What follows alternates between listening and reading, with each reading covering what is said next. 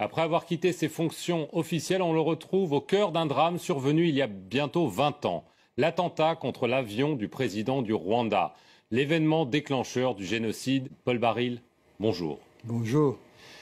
Alors on va parler du Rwanda parce que ces jours-ci sort un livre qui s'appelle Le capitaine Baril brise le silence, la tragédie du Rwanda, ses origines, ses coupables, aux éditions Jean Picolec. Et vous n'y allez pas par quatre chemins, à savoir que vous prenez à rebours la thèse officielle qui veut que ce sont des extrémistes hutus qui ont descendu, entre guillemets, l'avion du président Habyarimana, qui était lui-même Hutu mais jugé trop modéré, pour ensuite déclencher le génocide contre les Tutsis.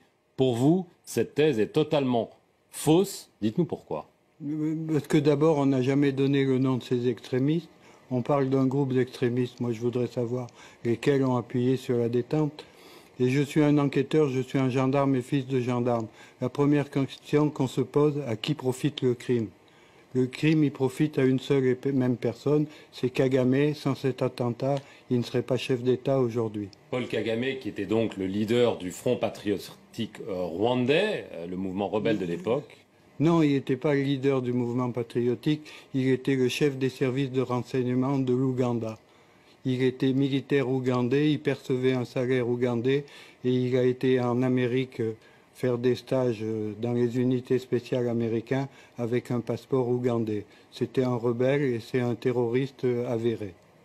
Alors, vous lancez des accusations très graves contre Paul Kagame parce que vous insinuez que c'est lui, le FPR, donc son mouvement, qui a commis cet attentat dans le but de déclencher des massacres et de prendre le pouvoir. Alors que la version la plus largement partagée, c'est que ce sont les Tutsis, et donc les gens comme Paul Kagame, qui ont été victimes de ce génocide. Comment est-ce que vous pouvez affirmer que c'est lui qui a tout manigancé comme ça? Revenons un peu d'histoire. Le 1er octobre 1990, l'Ouganda, avec 3000 rebelles Tutsis, attaque le Rwanda. L'Ouganda, je dis bien, de Museveni, qui est complice de Kagame.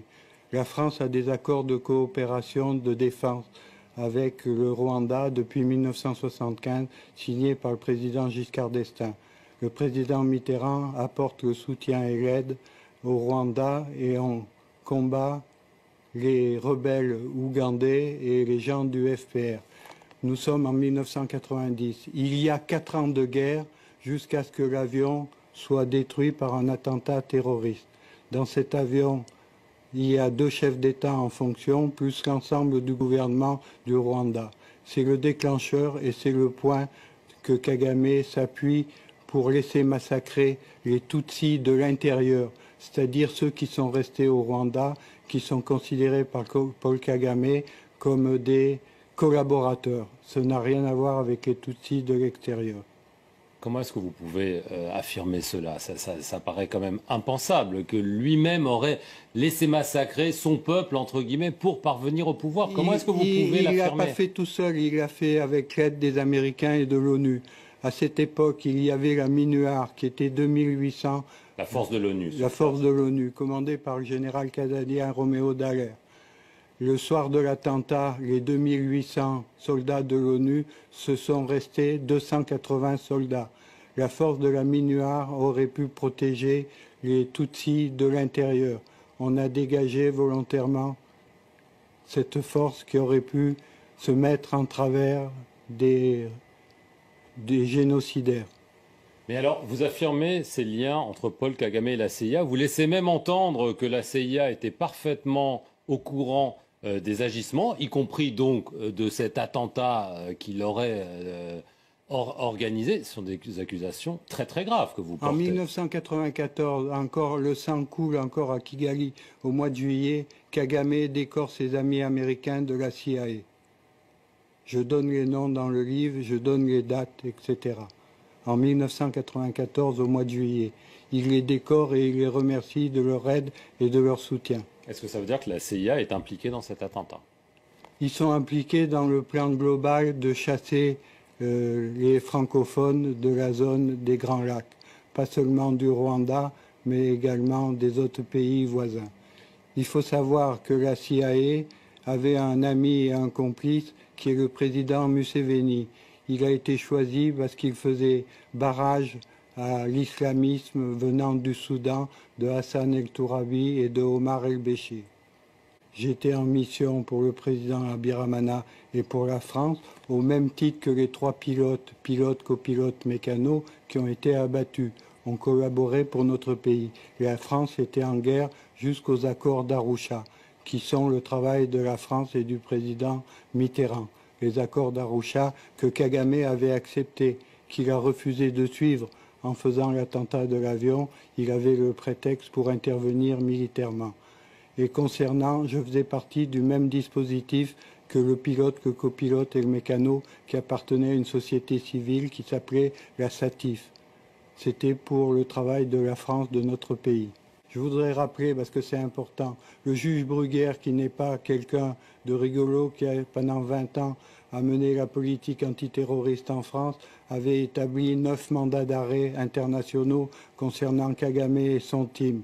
Je vous rappellerai que le juge espagnol Meirelles, sur l'assassinat d'Espagnols, l'Espagne n'a rien à voir, il n'y a pas eu de militaire au Rwanda, a établi 40 mandats d'arrêt internationaux.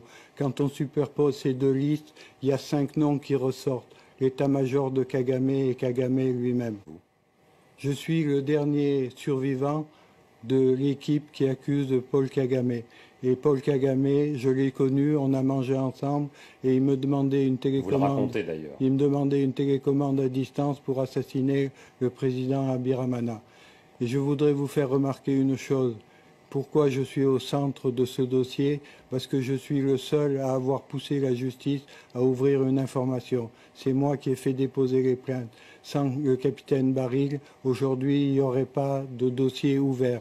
Et je rappellerai qu'il y a eu l'équipage d'assassiner le pilote, le copilote et le mécano, mais le lendemain, il y a eu 2 gendarmes qui étaient des coopérants et l'épouse d'un gendarme qui a été assassiné. L'instruction n'a pas déterminé quels sont les assassins, il n'y a pas eu de procès, et moi, ce que je demande, c'est que les parties civiles et les familles aient enfin la vérité et que les coupables soient arrêtés et châtiés. Très bien, écoutez Paul Baril, merci beaucoup de nous avoir livré vos vérités. Vous pourrez les lire dans cet ouvrage à paraître très bientôt. Merci à vous d'avoir regardé cet entretien sur notre antenne. Restez-y pour plus d'informations.